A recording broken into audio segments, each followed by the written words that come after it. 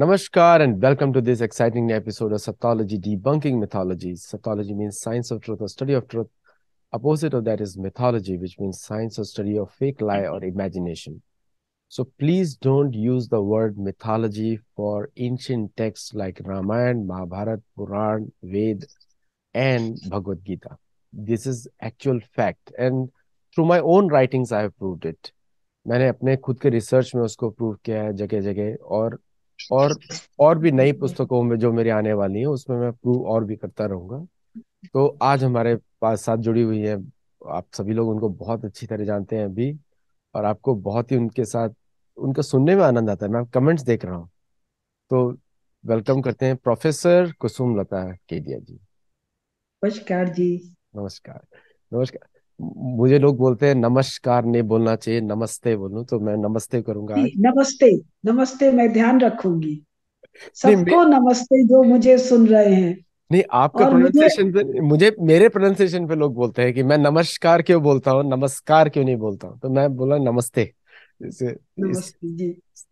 और एक बात मैं कहना चाहूंगी, आज मुझे आदित्य जी ने बताया कि कैसे अच्छे अच्छे कमेंट आ रहे हैं, मुझे जवाब देना चाहिए। तो मैंने कहा पहले उसको पढ़ना तो सीख लूं। अभी मैं प्रयाग में हूँ, 23 को भोपाल पहुंचूंगी, तो उन कमेंट्स को पढ़ना सीखूंगी, फिर उत्तर भी दिया करूंगी। और तब तक के लिए क्षमा प्रार्थना।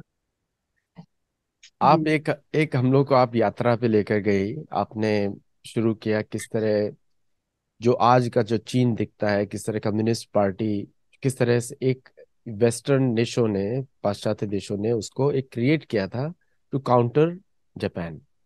एंड एंड ऑल्सो आपने काफी इतिहास के बारे में बताया जो लोगों को अब समझ में आ रहा है, क्योंकि जब तक हम किसी भी आज की परिस्थिति को हिस्ट्री के हिसाब से नहीं देखते हैं तो आज की परिस्थिति समझ में नहीं आती कि उत्पन्न कैसे हुई। और आज जो हमको चीन दिखता है, जो चीन एक सुपर पावर के रूप में दिखता है, मैं मेरे को सुपर पावर शब्द ही पसंद नहीं है एक्चुअली, क्योंकि दुनिया में सिर्फ ईश्वर के अलावा कोई सुपर पावर नहीं है। ईशावास्यम इदम सर्वम यत्किंचित जगत्याम जगत, उनके अलावा कोई सुपर पावर नहीं है। तो सुपर पावर तो सिर्फ ईश्वर है, पहली बात। हम सब तो एक अपना मृत्यु लोक में हम लोग अपना एक समय निकाल रहे हैं, फिर हम लोग अगली डेस्टिनेशन जाने वाले हैं। तो अच्छा, आज के समय में अगर हम देखें तो चीन का जो पावर है वो किधर से आ रही है, पहली बात। और दूसरा, जो चीनी कल्चर जो है जिसको ताओइज्म, माओइज्म, इन सब लोगों ने जो खत्म किया, वो किस तरह किया, प्लीज इस पे थोड़ा प्रकाश डालिए। तो मुझे आपने फुल छूट दे रखी है कि मैं अपने ढंग से बात को शुरू बिल्कुल। करूं। बिल्कुल। जी। तो आज मैं सीधे आ रही हूँ 21वीं सदी पर। और ये ईसा वाली 21वीं सदी, 1920, 21, 1901 से लेकर 1921। अब साहब ये कह रहे हैं कि कोई चीन है, और वो चीन सुपर पावर बनने जा रहा है। और वो साहब कोई यूनाइटेड स्टेट्स ऑफ अमेरिका से लड़ने जा रहा है, वो कोई ताइवान को झपटने जा रहा है, और अमेरिका उसके कारण बहुत परेशान है, वगैरह वगैरह दुनिया भर की बातें। अब लाइए, हम लोग पावर सुपर पावर छोड़िए, नेशन स्टेट नामक कोई भी एक एक यूनिट की चर्चा अगर करते हैं, तो उस यूनिट की बेसिक्स भी, उस वेरिएबल की बेसिक्स भी इस पीआरसी के पास है क्या? तो मैंने अपने पिछले भाषण में जब जापान की बात कर रही थी, तो जापान और चाइना, चाइना तो उसको कहते ही नहीं, सिनो जापानीज वार कहते हैं। यानी जापान और कोई सिनो, उसकी चर्चा की थी। और जापान सिनो की चर्चा कब कर रहे हैं हम? 20वीं शताब्दी में, जब 1931 से लेकर 1945 तक जापान इसको, सिनो को दबा रखा है। और इस सिनो से उसका जान कोई नहीं छुड़ा पा रहा है। अमेरिका के 2 एटम बॉम्ब भी उसका जान नहीं छुड़ा पा रहे हैं। तो फिर वो जो एम्परर को ही ले भागने की बात और दुनिया भर की जो बातें हुई, वो सब मैंने बताया। अब देखिए, जिस नेशन स्टेट के पास नाम ही ना, जिस नेशन स्टेट के कॉन्स्टिट्यूएंट स्टेट्स, जैसे भारत में है, या अमेरिका का उदाहरण दूं, जैसे एक टेक्सास है, एक न्यूयॉर्क है, एक कोई आ, उधर मेक्सिको नहीं, बहुत सारे आपके जो स्टेट्स हैं, मिशिगन है, मिनीसोटा है, जिस स्टेट, जिसके पास ऐसे राज्यों के नाम ही ना हो, देश का तो नाम ही नहीं है, झुआंगुआ, कोई कहता है ये मिडिल किंगडम है, कोई कहता है मिडिल स्टेट है, कोई कहता है मिडिल स्टेट्स है। अरे जो भी है इसका कोई नाम तो होगा, नाम नहीं है। चलो, इसके कॉन्स्टिट्यूएंट्स का तो कोई नाम होगा, तो इनके नाम क्या है? हेन्नान, हुन्नान, हेबेई, सांगसी, सेंगसी, सांडांग। अब ये बला क्या है, विचित्र सा है। तो अब दो तीन चीज सुनिए। हे मतलब नदी, रिवर। हु मतलब झील, झील, पॉन्ड। और जो चार उच्चारण और किए वो दिशा सूचक है। बेई का अर्थ है उत्तर, दांग का अर्थ है पूर्व, नान का अर्थ है दक्षिण, और शी या शी का अर्थ है पश्चिम, और शान का अर्थ है पर्वत। तो लीजिए साहब, इनका जो पांच क्रेडल स्टेट है जिसकी मैंने चर्चा की, जो किसी पीली नदी के पास, अरे नदी का भी तो कोई नाम हो, हमारे यहाँ तो नालों तक के नाम है, इनकी नदी का भी नाम नहीं। एक नदी जिसको ये कहते हैं जी पीली नदी है।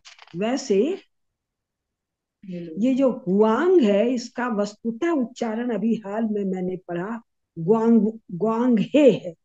और ये ग्वांग गंगा जी से है, और ये जो नदी है ये चीन की नहीं है, ये तिब्बत से निकलती है और आकर प्रशांत महासागर में गिरती है।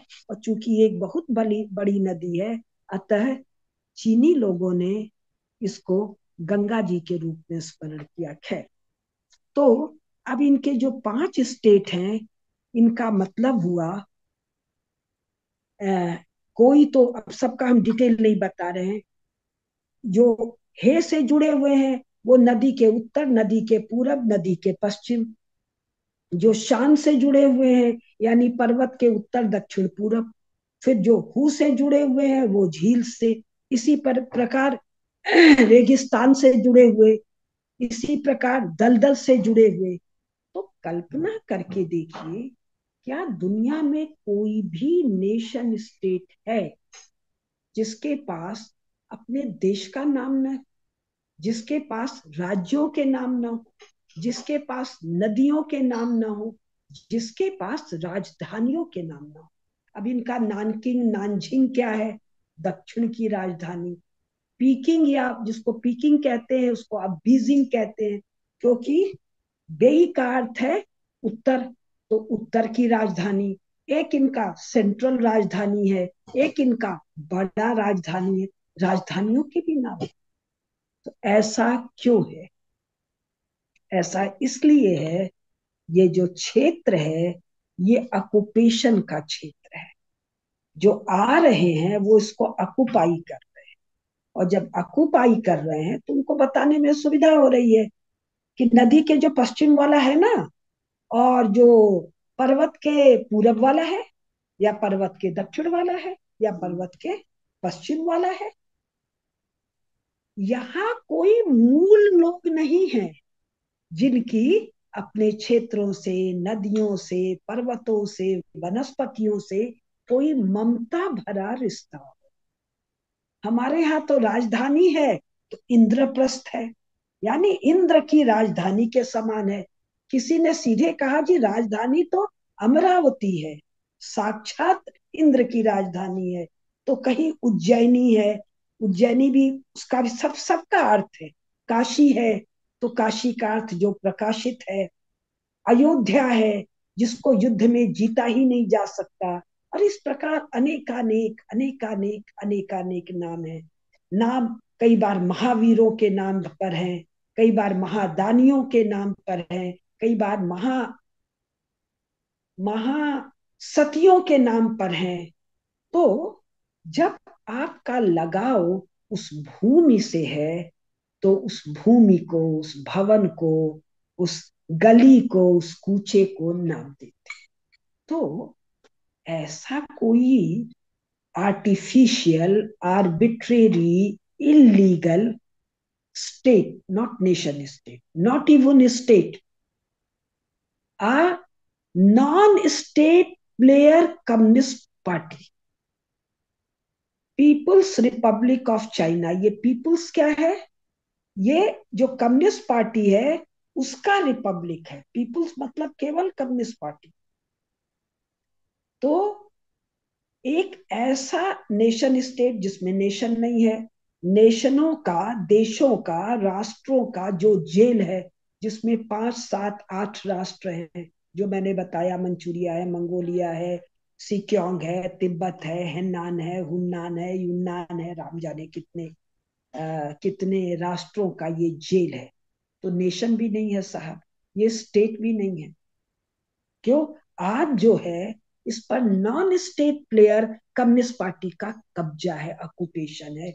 जो स्टेट में भरोसा नहीं करते हैं, जो स्टेट एजेंसीज को इस्तेमाल करते हैं प्रजा को संपूर्णतया निचोड़कर पिशाच की तरफ खून पी जाने के लिए।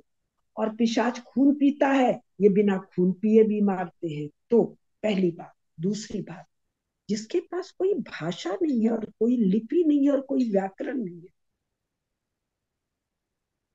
मंदारिन नाम की भाषा तो 1949 के बाद कम्युनिस्टों ने प्रचारित किया ना। व्याकरण नहीं है और लिपि नहीं है। और जिसको ये कहते हैं जी पिक्टोरियल लिपि है, तो ये पिक्टोरियल लिपि तो नहीं है मिस्र वालों की तरह। ये तो जो लाइन खींचते हैं इसका मनमाना अर्थ यही निकाल सकते हैं। जैसे कुमार जीव प्रसिद्ध भारतीय ब्राह्मण, पंडित, भिक्षु, श्रमण जो चीन गए। चीन किसका? महाभारत वाले चीन में गए। महाराज अशोक वाले चीन में जो गए, यानी भारत के एक जनपद में गए, बौद्ध ग्रंथों का संस्कृत से, पाली से उनकी भाषा में अनुवाद करने के लिए। उनको अगर चीनी भाषा में पढ़ा जाए तो कुमार मतलब बच्चा, जीव मतलब लाइफ। तो दैट कैन बी, उसका तरह तरह का पढ़ा जाएगा। चाइल्ड लाइफ, चाइल्ड से small life, long life. Kumar जीव नाम तो पढ़ा ही नहीं जा सकता है। इसी प्रकार धर्म सूत्र, दुनिया भर की चीजें हैं। तो आप कल्पना कीजिए कि जिसकी तुलना भारत से हो रही है, अगर भारत के पास कोई देश का नाम न होता, यदि भारत राष्ट्र के अंगों उपांगों का नाम न होता, अंग है, बंग है, सौराष्ट्र है, गुर्जर है, तो हमारा तमिलनाडु है, तो आंध्रा है, तो काकतियों का देश है, तो मलयालों का देश है। मतलब एक जगह का नाम कितनी भाषाओं में है और नाम वही है। कल्पना कीजिए भारत के पास भाषा न होती, लिपि न होती, व्याकरण न होती, और ये सब कुछ चीन के पास होता, तो क्या भारत को उसकी प्रतियोगिता में ये अनपढ़ चर्च के प्रीस्ट और ये चर्च के डिफरेंट सेगमेंट्स का जो लर्निंग सेंटर है, हार्वर्ड, कैम्ब्रिज, ऑक्सफोर्ड, यानी 100 150 साल पहले जहां पढ़ना इलीगल था। भाई फ्रेंच रिवॉल्यूशन जब लिबर्टी कहता है तो क्या कहता है? लिबर, काहे का लिबर, काहे की लिबर्टी? पढ़ने की आजादी। यानी फ्रेंच रिवॉल्यूशन है लेट 18th या 19th सेंचुरी, 1800 कुछ है, नहीं 1700 कुछ है, 1811 में कुछ हो चुका मेरी समझ से, लेट 18th सेंचुरी में। तो ये पढ़ने की आजादी मांग रहे हैं। तो इनके जो ये सीट्स ऑफ लर्निंग है, ये अनपढ़ों के सीट्स ऑफ लर्निंग, जो दुनिया भर के एक्सपर्ट बने हुए हैं। दुनिया भर के एक्सपर्ट बनने के लिए आपको दुनिया भर की लिपियां पढ़ना आना चाहिए, भाषा नहीं। भाषा आप बोली से सीख सकते हैं, लेकिन भाषा को आप पढ़ नहीं सकते हैं अगर आपके पास लिपि नहीं है। और लिपि भी आ गई, यदि व्याकरण नहीं है तो आप भाषा को जान नहीं सकते हैं। तो ये अनपढ़ चर्च वाले चीन को एक बड़ा हवा बनाकर खड़ा कर, क्यों खड़ा कर रहे हैं? अब इसको थोड़ा बताओ। आज का भाषण पूरी तरह 21वीं सदी की भू राजनीति में ग्राउंडेड है। तो ये इसलिए बता रहे हैं, भारत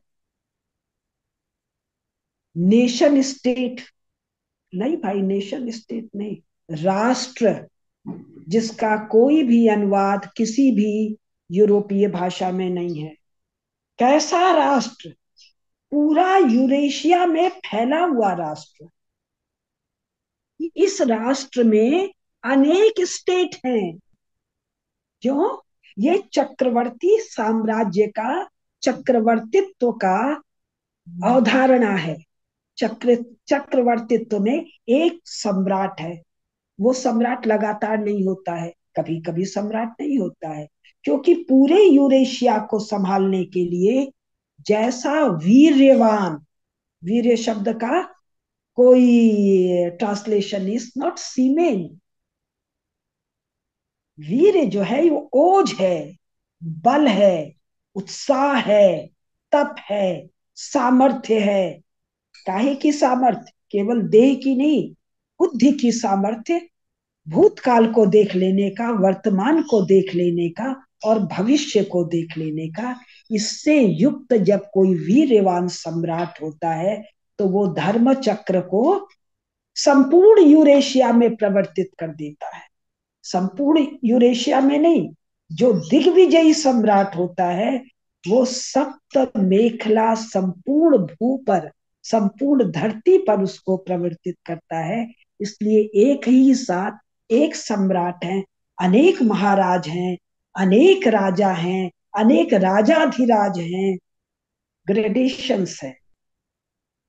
इन मूर्खों को नहीं पता। तो इनकी समस्या क्या है? भारत एक राष्ट्र है। अब इसकी ज्योग्राफिकल सीमाएं क्या हैं? ये 15 अगस्त 1947 वाली नहीं है। ये सबसे ज्यादा किसको पता है? ये सबसे ज्यादा इंग्लैंड और अमेरिका को पता है। सबसे ज्यादा इंग्लैंड और अमेरिका को क्यों पता है? अभी मैं उस पर आऊंगी। लेकिन उनको ये पता है कि 1947 के पहले, पहली लड़ाई शुरू होने के पहले, 1914 1919, पहली लड़ाई शुरू होने के पहले, जिसको भारत कह रहे हैं, जिस पर ब्रिटिशर्स राज्य करना चाह रहे हैं, कर दे रहे हैं, जिससे जार वाला रूस ट्रेड करना चाह रहा है, वो तो वर्तमान कजाकिस्तान, वर्तमान उज्बेकिस्तान, वर्तमान ताजिकिस्तान, किर्गिस्तान, वर्तमान तुर्कमेनिस्तान, वर्तमान तिब्बत, वर्तमान सिकियोंग, ये सब भारत है। अफगानिस्तान तो है ही है, पाकिस्तान तो है ही है, बांग्लादेश तो है ही है। इसी में तो रूस उतर रहा है। और रूस उतर के क्या कह रहा है? रूस कह रहा है जी हम भारत जा रहे हैं। ब्रिटेन के पार्लियामेंट में ये जो रूसोफोबिया चल रहा है, late 19th early 20th century में, जिसको ग्रेट गेम कह रहे हैं, वो क्या हो रहा है कि रूस साहब भारत उतर आएगा, भारत के ट्रेड में हिस्सा ले लेगा। ये थोड़ी पार्लियामेंट में फोबिया चल रहा है कि रूस कजाकिस्तान जा रहा है। ये थोड़ी फोबिया चल रहा है कि रूस उज्बेकिस्तान जा रहा है। रूस का जार का जब 150 आदमी ताशकंद पर हमला करता है तो ब्रिटेन की पार्लियामेंट कहती है ये भारत पर हमला है, वो भारत में घुस रहा है। ये जो ओएसिस स्टेट हैं, इनमें जो नन्हा नन्हा पॉपुलेशन है, नन्हा नन्हा पॉपुलेशन किस अर्थ में? आज के अर्थ में। लेकिन उस समय के लिए, उस रूस के लिए और उस ब्रिटेन के लिए साइजेबल पॉपुलेशन है।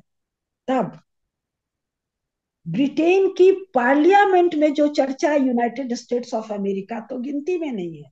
उसका जो रूसोफोबिया है, भारत में रूस घुस रहा है, चीन में रूस घुस रहा है, ये चर्चा नहीं हो रही है। कजाकिस्तान, ताजिकिस्तान, तिब्बत, सिक्योंग में रूस घुस रहा है, ये चर्चा नहीं हो रही है। ये भारत में घुस रहा है, ये चर्चा। तो ये चीन को क्यों सर पे चढ़ाए हुए हैं? अब एक एक बात ला रही हूं मैं, और इस बार मैं बहुत व्यवस्थित नहीं बोलूंगी, मैं बहुत सी बातें बोलूंगी, और फिर बाद में जैसे मोती की माला को पिरो दी जाती है, वैसे इन सबको पिरो दूंगी।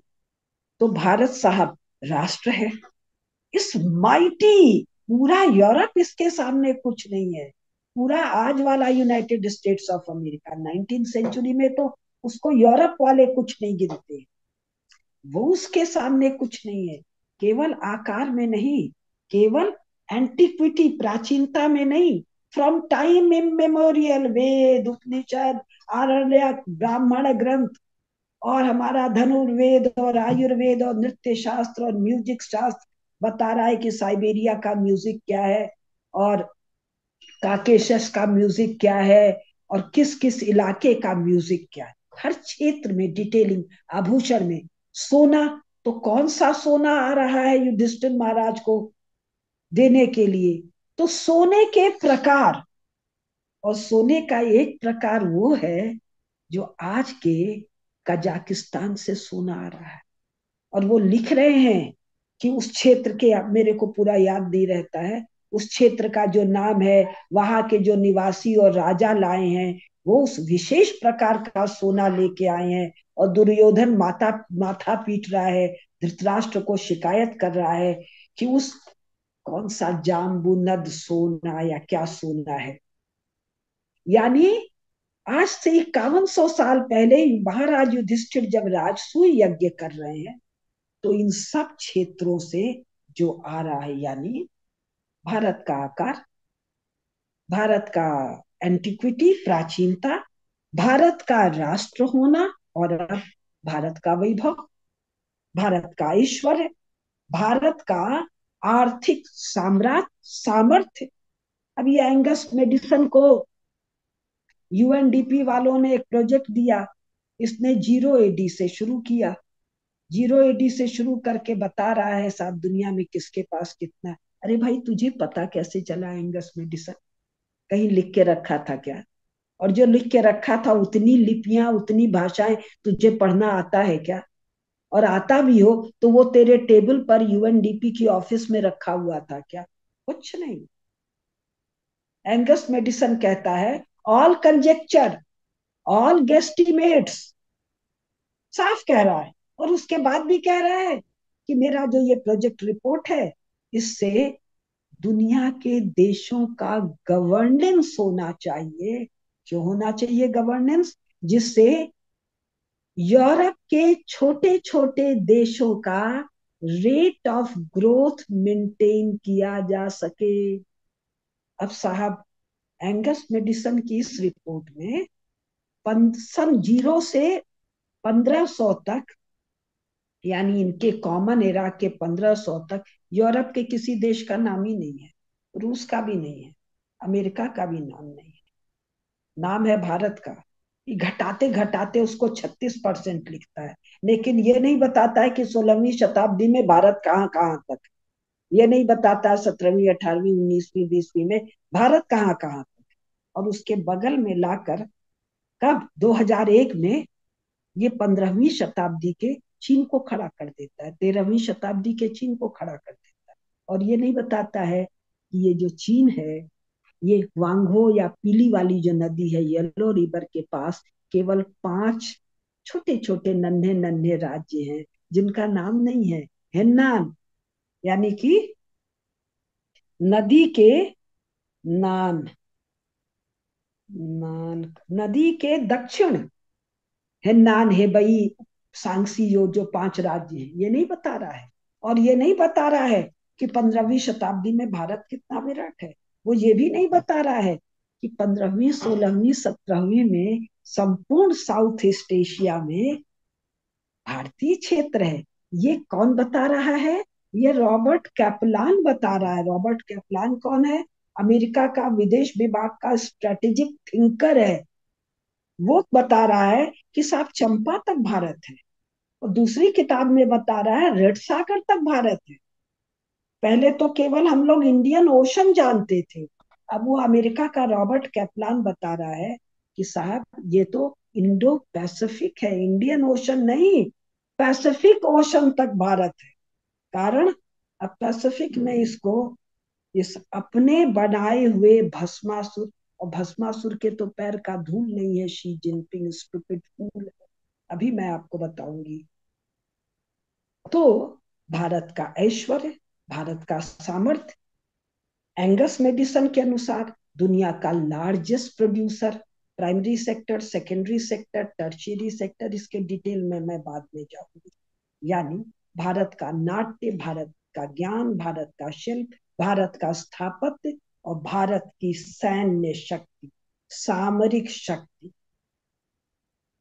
पहले लड़ाई में 15 लाख भारतीय गए, इन 15 लाख में 14 लाख कुछ हिंदू हैं। दूसरी लड़ाई में 1939 से 1945 में 25 लाख सैनिक गए, जिसमें 24.5 लाख हिंदू हैं। मुसलमान क्यों नहीं गए किसी और भाषण में मैं बताऊंगी, और उनको क्यों नहीं भर्ती किया दूसरे भाषण में बताऊंगी। तो अब ये 25 लाख सैनिक कौन है, जिन्होंने जर्मनी को हराया, जिन्होंने इटली को हराया, जिन्होंने जर्मनी के प्रिजनर ऑफ वॉर के समय रूस को हराया, जिन्होंने जापान को हराया, जिन्होंने चीन को हराया, जो फर्स्ट और सेकंड वर्ल्ड वॉर के हर थिएटर ऑफ वॉर में लड़े, और इतने प्रभुता के साथ लड़े कि 94 से 96% इंग्लैंड का विक्टोरिया क्रॉस और विक्टोरिया मेडल तो भारतीयों के झोले में आके गिरा था। तो चीन को इस पिद्दी न पिद्दी का शोरबा, अब इसका अर्थ क्या होता है, पिद्दी का मतलब नॉन सिग्निफिकेंट, माने एकदम ही कोई फिजूल सी बेकार चीज, और पिद्दी और उसका शोरबा यानी उसका कोई करी, माने something we should not be talked about. तो इस चीन को बढ़ाने की जरूरत सेकेंड वर्ल्ड वॉर के बाद अमेरिका को पड़ी, और यूरोप के देशों को पड़ी, थोड़े समय के लिए रूस को पड़ी, इस भारत को कंटेन कर, इस भारत को कंटेन करने के लिए इन्होंने क्या क्या किया, जो मैंने अपने पिछले भाषण में बताया। कम्युनिस्ट इनको गालियां देते रहे, पैरासाइट, कैपिटलिस्ट, एक्सप्लॉयटेटिव, लेकिन ये कम्युनिस्ट रूस और कम्युनिस्ट चीन के कॉलोनियल एम्पायर के बारे में साइलेंट है, और इन दोनों का एम्पायर कहाँ है, भरत भूमि पर है। अमेरिका डर के मारे कांप रहा है, छुट भैया मुझसे नहीं संभल रहे हैं। एक जर्मनी को कूटने के लिए, जर्मनी को कूटने के लिए इंग्लैंड, फ्रांस, अमेरिका, रूस कम पड़ गए, तो भारत से सैनिक गए, तो ऑस्ट्रेलिया से सैनिक गए, तो एशिया के अन्य देशों से सैनिक गए, तो अफ्रीका से सैनिक गए, एक जर्मनी। तो ये भारत को हम क्या खाकर निपटेंगे, तो ये क्या कर रहे हैं, भारत से Kazakhstan, Uzbekistan, Turkmenistan, Tajikistan, Kyrgyzstan, और 1947 के 2 साल बाद सिक्योंग, 56 के बाद तिब्बत निकल जाने देते हैं। और पाकिस्तान बनाने की औकात जिन्ना की है क्या? 46 में जब जिन्ना से पूछा जा रहा है पाकिस्तान माने क्या, एक प्रेस कॉन्फ्रेंस में, वो कोई जवाब नहीं देता है। डिटेल मुझे याद नहीं आ रहा है, जब वो विषय आएगा तो मैं उसके सब डिटेल आपको बताऊंगी, किसने पूछा क्या कहा। सारी है कि जिन्ना को सपने में नहीं भरोसा है कि कोई पाकिस्तान वाकिस्तान बनने वाला है। दूसरा, पाकिस्तान बनाने के लिए अंग्रेजों की जिस टीम को काम सौंपा गया, वो टीम कह रही है भाई जहां जहां मुसलमान ज्यादा हैं उनको लेकर अगर पाकिस्तान हम बनाते हैं तो हमारा काम नहीं बनेगा। 1946 की रिपोर्ट है, ये रिपोर्ट भी मैं किसी और भाषण में आप लोगों को पूरा डिटेल पढ़ के सुनाऊंगी। क्यों नहीं बनेगा, पाकिस्तान की जरूरत क्यों है? 1945 के बाद सोवियत रूस कंटेन नहीं हो रहा है, चर्चिल के मान का नहीं है, फ्रांस के मान का नहीं है, जर्मनी तो कुट पिट गया, यूएसए के मान का। तो सोवियत रूस को कंटेन करने के लिए उसके पेटे में, यानी भारत का केवल अफगानिस्तान से भी नहीं काम पड़ रहा है, जिसको पाकिस्तान बनाया है वहां पर कब्जा चाहिए। किसका कब्जा चाहिए? एलाइड पावर्स का, यूएसए का, यूके वगैरह तो नाम है, नाटो का, इनका कब्जा चाहिए सोवियत रूस से भिड़ने के लिए। तो इस हिस्से को निकाले कैसे? इस हिस्से को निकाले मुसलमानों के नाम पर। इन्होंने बड़े सारे बोगिस खड़े कर रखे थे, सिखों का, तो अछूतों के नाम पर दलितों का, तो अंबेडकर था, एक ही जिन्ना थोड़ी था, अंबेडकर को खड़ा कर रखा था, बहुत सारे लोगों को खड़ा कर रखा। लेकिन जिन्ना से भी काम बन नहीं रहा था, तो बहुत से हिंदू इलाकों को उस पाकिस्तान में डालना पड़ा। और इसी प्रकार बांग्लादेश में बहुत मेजर पॉपुलेशन डालनी पड़ी हिंदुओं की। कारण Muslim demand was a tool, that was not the purpose. Purpose was to have strategic areas in the control of a, a enemy regime which is inimical to India, that means inimical to Soviet Russia. ऐसा क्यों हुआ? सुभाष बाबू को counter करने के लिए नेहरू को लाए। नेहरू के अलावा कोई देशद्रोही इनके हाथ लगा नहीं, न सरदार पटेल और बड़े सारे नाम थे। और ये जो नेहरू है ये स्टालिन का चेला है। गांधी जी के मरने पर इसने पार्लियामेंट में नहीं कहा कि हम गांधी युग के बच्चे हैं। स्टालिन के मरने पर फूट फूट के रोया और पार्लियामेंट में कहता है हम स्टालिन युग के बच्चे हैं। तो नेहरू का झुकाव रूस की तरफ है, ये हम लोग लिखा पढ़ते हैं। नेहरू का झुकाव कम्युनिज्म की तरफ है, ये हम पढ़ते हैं गलत। नेहरू स्टालिन का चपरासी भी नहीं। नेहरू की औकात माओ से नीचे है या माओ के बराबर, और माओ की औकात स्टालिन के सामने क्या है? पता नहीं, आपके चैनल पर या किसी और चैनल पर मैंने भाषण देके पूरा डिटेल बताया था। 1949, अक्टूबर 1949 में जब ये अमेरिका वगैरह ने मिलके पीआरसी बनाया, और इस पीआरसी में तिब्बत नहीं है, इस पीआरसी में सिक्योंग नहीं है। अगर आप अक्टूबर 1949 का पीआरसी का नक्शा देखें तो आजाद चीन है ही नहीं, ये तो बाद में मिला है। तो जब ये बनाया, हम माओ वाली कहानी सुना रहे हैं, तो माओ चिट्ठी लिख रहा है स्टालिन को कि मुझे आपसे मिलना है और एक हवाई जहाज भेज देना, मैं रेलगाड़ी में बैठ के मास्को नहीं आऊंगा। वो बड़ी लंबी कहानी है, 1.5 साल तक उसको लटकाता है स्टालिन। फिर जब बुलाता है तो उसको इस हालत में रखता है कि माओ चिल्लाता है, am I here to eat shit and sleep, मैं यहाँ खाने, टट्टी करने और सोने के लिए आया हूँ। और जो लेखक है वो लिखती है या लिखता है कि ये तीनों भी माओ, स्टालिन ने इसको नहीं करने दिया। इसको खाने को वो दिया जो माओ खाता नहीं था, फेंक देता था। इसको कमोड वो दिया जिस पर वो स्क्वेट करके ही कुडंट क्लीन हिज बाउल, और उसको बिछौना वो दिया जिस पर वो सो नहीं सकता। तो जिस माओ की ये हैसियत थी 1949 के बाद, पीआरसी बनने के बाद, स्टालिन के सामने कुछ ऐसी ही हैसियत या इससे थोड़ी कम हैसियत नेहरू की है। तो अमेरिका को और इंग्लैंड को बिल्कुल भरोसा नहीं है कि सोवियत रूस कहीं भारत में ना फैल जाए। इंग्लैंड और अमेरिका को, खास करके अमेरिका कहना चाहिए, बिल्कुल भरोसा नहीं है कि अगर लड़ाई फिर सोवियत रूस के साथ मिलती है तो हमको स्ट्रैटेजिक लोकेशन पर मिलिट्री स्टैब्लिशमेंट चाहिए, और ये एरिया कौन सा है जो पाकिस्तान में गया।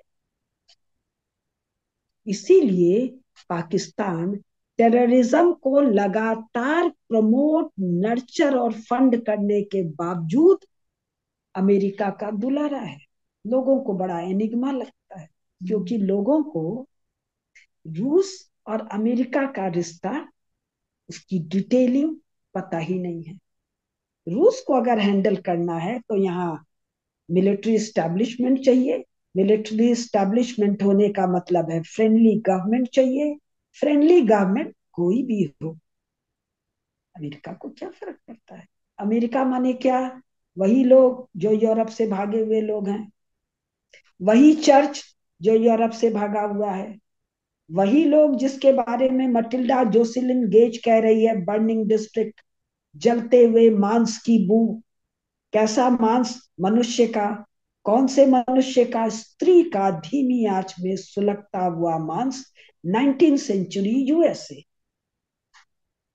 तो अब इस विराट भारत से निपटने के लिए इनको एक फर्जी चीन चाहिए, एक arbitrary, illegal, artificial and therefore हवा में उड़ जाएगा, जो जो ट्रांजिटरी है, जो परमानेंट नहीं है, ऐसा एक फर्जी, फर्जी का मतलब फ्रॉडुलेंट,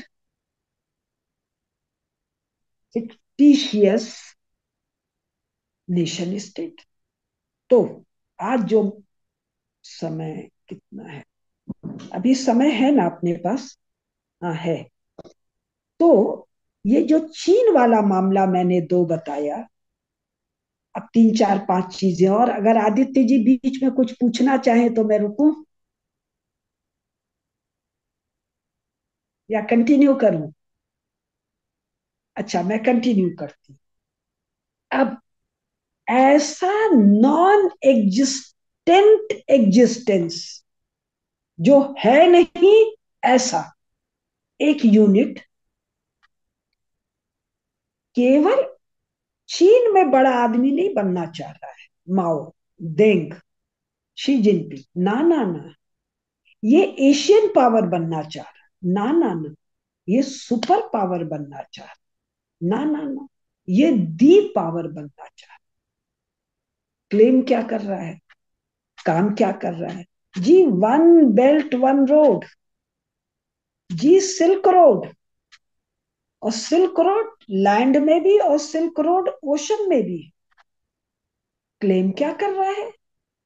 जी ये सिल्क रोड है ना, ये हम चीनियों का है।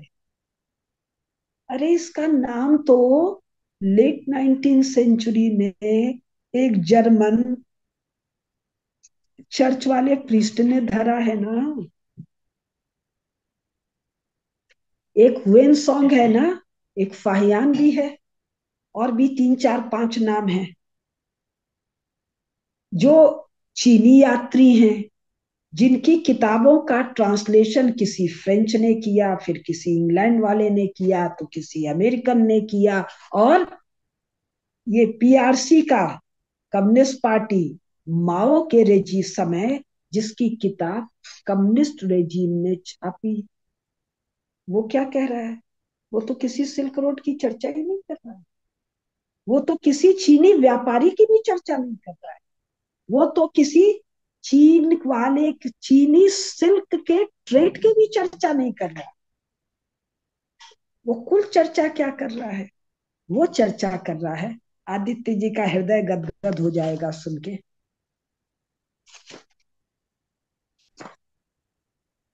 अभी मैं बता रही हूँ।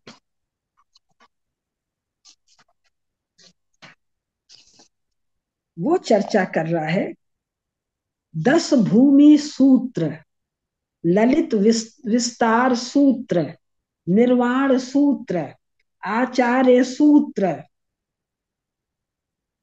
वो चर्चा कर रहा है लोटस, पद्म सूत्र। और इन सूत्रों को उनको बताने वाले कौन हैं? उनको बताने वाले हैं कश्यप, मातंग। उनको बताने वाले हैं श्रमण, धर्मरक्ष। मैं चार पांच नाम बता पा रही हूँ। उनको बताने वाले हैं आचार्य बुद्ध सिंह। बहुत सारे हैं, इसमें मेरे को चार पांच ही नाम मिल रहा है। तो ये सारे सूत्र कहाँ के हैं? ये सारे सूत्र भारत के हैं। किस भाषा में है? संस्कृत भाषा में है। संस्कृत भाषा से अनुवाद कौन कर रहा है? भारतीय पंडित, भारतीय ब्राह्मण। कहाँ जाकर कर रहे हैं? तुम जिसको चीन कह रहे हो वहां जाके। वो चीन कहाँ पर है? वो चीन है जो मैंने अपने भाषण में बताया, लोयांग में। और एक कगन खगन जो है वहां पर है चीन। और उस चीन में वहां के राजकुमार ने, उस लोयांग में वहां के राजकुमार ने भारतीय शिल्पियों के द्वारा 42 मंदिर बनवाए अकेले लोयांग में। और ये मंदिर कैसे हैं? ये अनेक मंजिल वाले मंदिर हैं। ये मंदिर वैसे ही हैं जैसे मंदिर भारत में है। और वो जो पांच हिन्नान वन्नान की हमने चर्चा की, जो इनके क्रेडल पांच स्टेट हैं, वहां तो सारा मामला लकड़ी का है। No stone work, all wood work. Luoyang में जो काम हो रहा है वो भारतीय शिल्पी कर रहे हैं, भारतीय शैली का कर रहे हैं। तो क्या आप इस फ्लिमजी आधार पर कोई अंतरराष्ट्रीय दावा कर सकते हैं? वो अंतरराष्ट्रीय दावा कितने मिनट टिकेगा? मैं 5 मिनट और लूंगी, फिर आपका प्रश्न आ जाएगा। तो जो चीन के, या जो शी जिनपिंग के दावे हैं, वे स्टूपिड दावे हैं, मूर्खतापूर्ण दावे हैं। उनका कोई हिस्टोरिकल सपोर्ट नहीं है। सारा हिस्टोरिकल सपोर्ट किसके पास है? भारत के पास है। इस पर हम विस्तार से नहीं चर्चा करेंगे, तुरंत रोक रही हूं मैं। तो ऐसे मूर्खतापूर्ण दावा कौन कर सकता है? जिसको स्टेट क्राफ्ट नहीं आता है, जो स्टेट नहीं है, जो स्टेट स्टेट का एस्टेब्लिशमेंट नहीं है, जो स्टेट पर्सोनेल नहीं है। क्योंकि स्टेट की लाइफ तो 10-20 हजार साल, एक स्टेट का राज्यवंश की लाइफ 1000-1500 साल। लेकिन यहाँ शी जिनपिंग तो 60-70 साल का हो गया है। उस पद पर पहुंचते पहुंचते 60 साल का हो गया। इसको सब 10-15 साल में निपटा लेना है। A non state player, not communist party, the head of Communist Party has the ambition to become superpower in his own lifetime. So he comes out with flimsiest and stupidest claims. जी, मैंने उत्तर बहुत लंबा दे दिया। जी Aditya ji. Actually आपका उत्तर, आपने एक प्रश्न के उत्तर में इतने सारे एरियाज कवर किए। और मुझे मुझे तो आप तो मुझे अब जानते हैं अच्छी तरह कि मेरे मेरे दिमाग में एक ही शब्द टिका, जाम्बू नद सुवर्ण। हाँ हाँ क्योंकि जाम्बू हाँ नद हाँ सुवर्ण के बारे में 4-5 बार डिस्कशन आया है, 4-5 बार। हाँ और वो जी डिस्कस आपने बहुत ही एक्यूरेटली उसको पॉइंट आउट किया कि वो जाम्बुनद सुवर्ण जो है वो सेंट्रल एशिया का ही है, मंगोलिया के एरिया का ही है, और चाइना। जी। वो उसी को बोलते हैं हाँ जाम्बुनद सुवर्ण। क्योंकि हाँ भारतीय सुवर्ण का नाम अलग है। हाँ। भारतीय अच्छा, सुवर्ण। इसके, हाँ जी जी जी जी। तो महाभारत में, अब हाँ चलिए आप पहले पूछिए, मैं तो फिर उत्साहित हो जाती हूँ जी। बहुत और ज्यादा है ना तो बोलने की हड़बड़ हो जाती है। बहुत ज्यादा है, जी बहुत ज्यादा इंफॉर्मेशन है। जैसे मैं तो लोगों को बोलूंगा कि लोग आपकी पुस्तकें पढ़ें, क्योंकि बहुत सारी चीजें सोशल मीडिया पे हम लोग 5% ही शेयर कर पाते हैं जो हम पुस्तकों में लिखते हैं। अभी एक ये नई पुस्तक छप गई है, तीन हाँ। चार दिन पहले मेरे हाथ में आई है। हाँ, कम्युनिस्ट चीन ये- एक अवैध अस्तित्व। वाह। प्रभात प्रकाशन ने इसको छापा है। ये यूट्यूब पर मेरे 10-12 भाषण हुए थे, वो डोकलाम और वो लद्दाख वाले पर। उन भाषणों का ये कलेक्शन है। तो अभी इसका लोकार्पण होना है। जी। तो तो जो सभी लोग चाहें वो ले सकते सभी हैं। दर्शकों को मैं बोलता हूँ, प्रभात प्रकाशन पर जाएं, कुसुम लता केडिया जी की पुस्तकें खरीदें और उसको पढ़ें, क्योंकि जो भी वीडियो पे बोल रही हैं मैं गारंटीड बोल रहा हूँ, क्योंकि मैं स्वयं लेखक हूँ उसके हिसाब से बोल रहा हूँ कि ये सिर्फ 5% ही बोलते हैं चैनल पे। 95% तो पुस्तकों में होगा, क्योंकि हम लोग एक लिमिट में बोल सकते हैं, क्योंकि सोशल मीडिया की मर्यादा भी रहती है, and we have to follow that etiquette also of YouTube channel का भी हमारा रूल्स है, उसके अनुसार ही हम उतनी बात कर सकते हैं। तो जरूर पढ़े पुस्तकें ये वाली। अच्छा, एक प्रश्न आ रहा है सुवर्ण के ऊपर है, उसके हम लोग शो को एंड जी। करेंगे। क्योंकि सुवर्ण, सोना जो बोलते हैं आजकल, चांदी और पेड़, वृक्ष और पहाड़ और नदी, ये मेन टॉपिक्स रहते हैं महाभारत के रेफरेंसेस के। कि वो ये बताते हैं इस नदी के इतना दूर हुआ, रामायण में भी शोणभद्रा नदी हम्म। यहाँ से बहती थी, फिर आप उसी नदी को ट्रैक करेंगे महाभारत काल में, तो वो हम्म। थोड़ा अलग तरीके से बह रही है, लेकिन पहाड़ नहीं बदल रहे हैं कहीं पर भी। हम्म। तो हम्म। अगर हम पहाड़ों का मानचित्र देखें, सिर्फ पहाड़ों का मानचित्र, मंदार हम्म। से हम कनेक्ट करें हिमालय को, और मंदार से हम जाएं मैनक पहाड़ पर जो ईशान कोण पर है कैलाश के। ईशान कोण means north east, hmm. For people who do not know. तो उसको कनेक्ट करें तो चीन तो एक छोटा सा प्रांत है, बहुत ही छोटा, जहां पे बैम्बू की खेती हो रही है, और कुछ है हम्म। ही नहीं चीज इसके अलावा, जहां बैम्बू की खेती। हम्म। और पूरे चीन में सर्च करें, ईस्टर्न चीन में सर्च करें, बैम्बू की खेती तो सिर्फ शंघाई के आसपास होती है और कहीं नहीं होती, हम्म। और कहीं और है ही नहीं बैम्बू की खेती पूरे चीन में। जितना भी पांडा की स्टोरी आप सुनते हैं, वो लासा से करीब 800 या 600 किलोमीटर की पूर्वी दिशा में, बस उतना ही चीन है, छोटा सा प्रांत है। मतलब आज के जैसे देखें तो हरियाणा से बड़ा नहीं होगा, इतना ही छोटा सा जगह है। हम्म। और वो भी कर देता है हस्तिनापुर को। तो एक भारत में जो चीन का जो हवा बनाया है, उस पर आप बहुत लंबा आंसर हो सकता है, लेकिन अगले शो में हम कवर कर लेंगे। जो हवा बनाया जी। हुआ है वो किसने बनाया है, आपने पिछले शो में कवर किया है, लेकिन जी। एक छोटा सा इसमें उत्तर दीजिए, फिर हम इस शो को रैप करते हैं, फिर अगला चीन पे कितना हम लोग मिनट, वापस करें। मेरे पास कितना मिनट है? मेरे आपके को पास घड़ी पांच याद नहीं मिनट है। है, 5 मिनट है। 5 मिनट। सुनिए, ये हवा किसने बनाया? ये इसका थोड़ा सा बस डिटेल नहीं बताऊंगी। पहले तो ये स्टालिन ने दोस्त चाहा, माओ को वहम हो गया, वही वहम जो शी जिनपिंग को हुआ। तो वो जाके स्टालिन से भिड़ गया। और स्टालिन से भिड़ने के पहले स्टालिन के बराबर अपना नाम गाम करवाने के लिए वो स्नोफील्ड या स्नो नाम से जो लेखक था उससे कुछ कराया वराया था। तो स्टालिन ने माओ को उठा के पटक दिया। उसके बाद 60 के आसपास स्टालिन माओ का झगड़ा हो गया, यानी रूस चीन का झगड़ा कहना मूर्खता है। स्टालिन माओ का झगड़ा हो गया। और इधर ट्रॉटेस्की वाले मामले में स्टालिन ने स्टालिन से खफा हो गए ईस्टर्न यूरोप के कम्युनिस्ट लेखक। अब इन ईस्टर्न यूरोप के कम्युनिस्ट लेखकों ने और स्टालिन को कंटेन करने के लिए x allied powers, England, France, Germany, America के लेफ्टिस्ट लेखकों ने एक माइथोलॉजी शुरू किया, एक मिथ गढ़ना शुरू किया, एक मिथ्यावाद शुरू की। एक प्राचीन देश, एक प्राचीन सभ्यता, प्राचीनता इनका दुखता रग है यूरोप को। सब नए नए कल के छोकरे हैं, मशरूम्स हैं।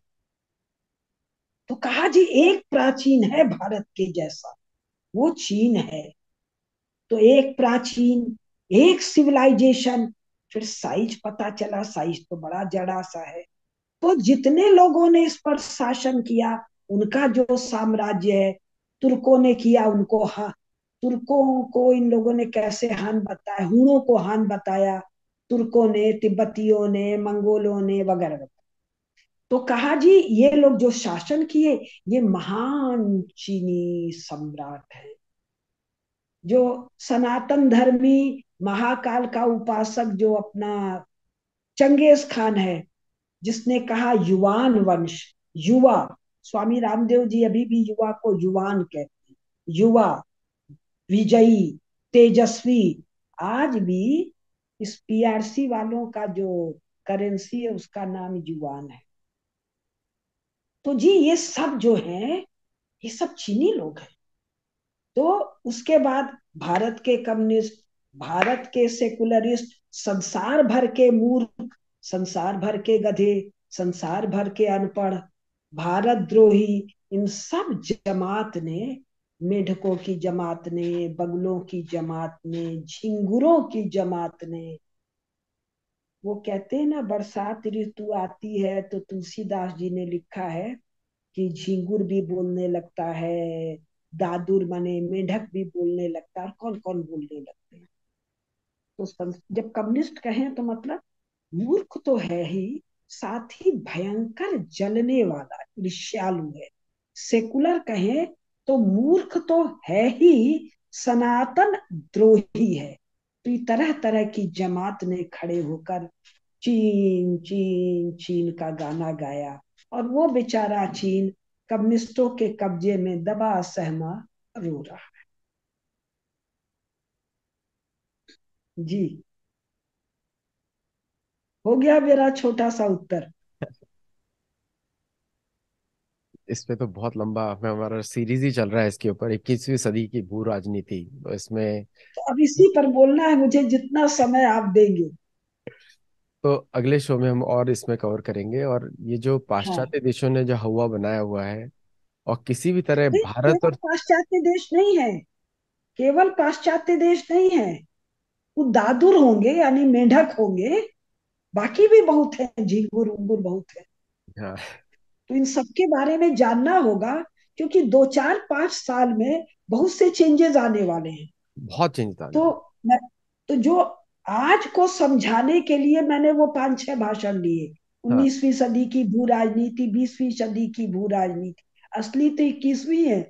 तो अगर आप अनुमति देंगे तो मैं 3 4 एपिसोड ले लूंगी, इससे कम बिल्कुल में नहीं बिल्कुल। निपटेगा। बिल्कुल बिल्कुल, जितने एपिसोड जी लीजिए, चैनल आपके साथ ही, हम लोग आपके साथ ही। जी और जी जी। दर्शकों को आपके पिछले शोज काफी सोचने पे मजबूर कर रहे हैं, क्योंकि जो भी मीडिया प्रोपेगेंडा चलता है चाइना के लिए, चाइना भारत का दुश्मन है, चाइना कुछ भी नहीं है अगर एक तरीके से दिखता है। और जितना भी चाइना हुआ तो कि हमारा शिष्य है, जैसे, और शिष्य है हमारा, हम उस पर बड़ा स्नेह रखते हैं अपने शिष्य पर। नहीं, और ये मेरा वास्तविक एक्सपीरियंस है। मैं तो बहुत चाइना घुमा हूँ, बहुत घुमा हूँ, मैं जी। ग्वांगझो में बहुत घुमा हूँ, शंघाई में बहुत घुमा हूँ। कहीं भी मुझे चीन के जो लोग हैं और जमीन पे जो लोग हैं, मैं मंदिरों में उनके गया हूँ, बहुत जगह मंदिरों में गया हूँ। मुझे जब मैं पहली बार गया था तो मुझे चीन बॉम्बे के जैसा लगा, क्योंकि मैं बॉम्बे से हूँ, तो मैं वहीं पे मुझे लगा कि बम्बई के जैसा है। और हम्म, हर जगह कमल के फूल हैं, हर जगह कमल के, ऐसा लगा कि मैं वापस एक अपने ही शहर में आ गया। और चीनी लोग जो ग्राउंड पे हैं, उनको उनको भारत के प्रति उनके लिए बहुत स्नेह है, बहुत ज्यादा स्नेह है। ऑन द ग्राउंड जो चीनी लोग हैं, हम्म, मैं बड़े बड़े हम्म, बिजनेसमैन से मिला हूँ, और बड़े बड़े उनके जो कम्युनिस्ट पार्टी के प्राइवेट मेंबर से मिला हूँ। और सभी लोगों को भारत को एक एक ऐसे जगह मानते हैं जो उनके गुरुओं की जगह है, हम्म, ऑन द हम्म, ग्राउंड। वो जी। पॉलिटिक्स में क्या बाहर आता है उसमें तो आपको, जो आप बता रही है, ये सब देखना जरूरी है, क्योंकि लोगों को चीन कम्युनिस्ट पार्टी से अलग करने का बहुत आवश्यकता है, क्योंकि चीन स्वयं आजादी चाहते हैं उनसे। चीनी लोग हम्म, चीनी लोग हम्म, स्वयं आजादी चाहते हैं। तो ये अगर भारतीय गवर्नमेंट इसको यूज करे किसी तरह, क्योंकि बहुत सारी चीजें हम लोग नहीं कर सकते हैं, वो एक हमने रिप्रेजेंटेटिव किया हुआ है, उसी को करना है, तो हम लोग नहीं हम्म, कर सकते वो सब। तो ये जो आप जो एक मार्गदर्शन भी दे रही हैं भारतीय गवर्नमेंट को, और इसमें तो काफी अच्छे लोग हैं, जिनमें से कि शायद जयशंकर जी इस वीडियो को जरूर सुनना चाहिए, क्योंकि वो तो चीन में दूता, वो एम्बेसडर भी रह चुके हैं भारत के। और अमेरिकन से एक्सपेक्ट करना कि सीपीसी के प्रति लीनियंट होंगे, इट इज फुलिशनेस। क्योंकि वो तो बिके हुए हैं सबके सब, या अपोजिशन पार्टी से लेके फेसबुक के चीफ से लेके सबकी पत्नियां चीनी हैं। सो तो उन बाबा रे। तो उनसे आप एक्सपेक्ट नहीं कर सकते।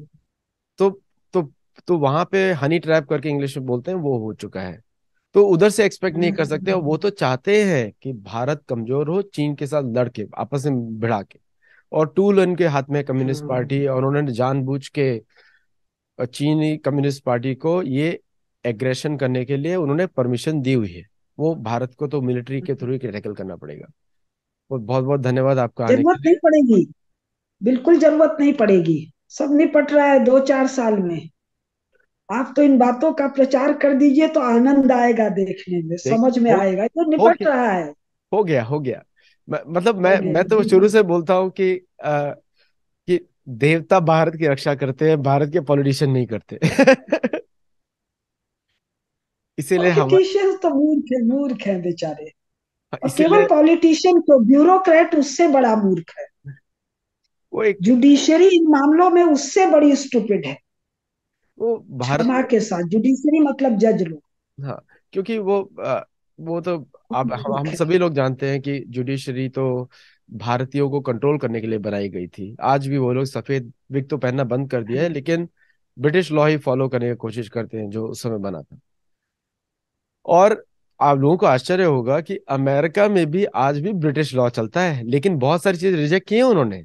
अमेरिका जब इंडिपेंडेंस हुआ, उन्होंने यहाँ तक कि ड्राइविंग हैंडल भी चेंज कर दिया, राइट से लेफ्ट कर दिया, because they wanted everything opposite of Britain. तो जर्मन सिस्टम लेकर आए यहाँ पे। तो थैंक यू सो मच आज के लिए। और दर्शकों को ये शो अच्छा लगेगा, जरूर लाइक करें, शेयर करें, लोगों को बताएं। और इनका पूरा सीरीज है हमारे चैनल पे, कुसुम लता केडिया के जी के नाम से। आप उसको पूरी सीरीज देखें शुरू से आखिर तक, उसमें अंदर 12 वीडियोज हैं, आप देखें उसको। मेरे चीन पर करीब 12-15 भाषण हैं अन्य चैनल्स पे, जिसमें मैंने बहुत विस्तार से इन चीजों को बताया है। तो 2-3 तो आप भी मौका देंगे, और मैं हाँ, कोशिश करूंगी आपके यहाँ वो बोलूं जो वहां नहीं बोला है।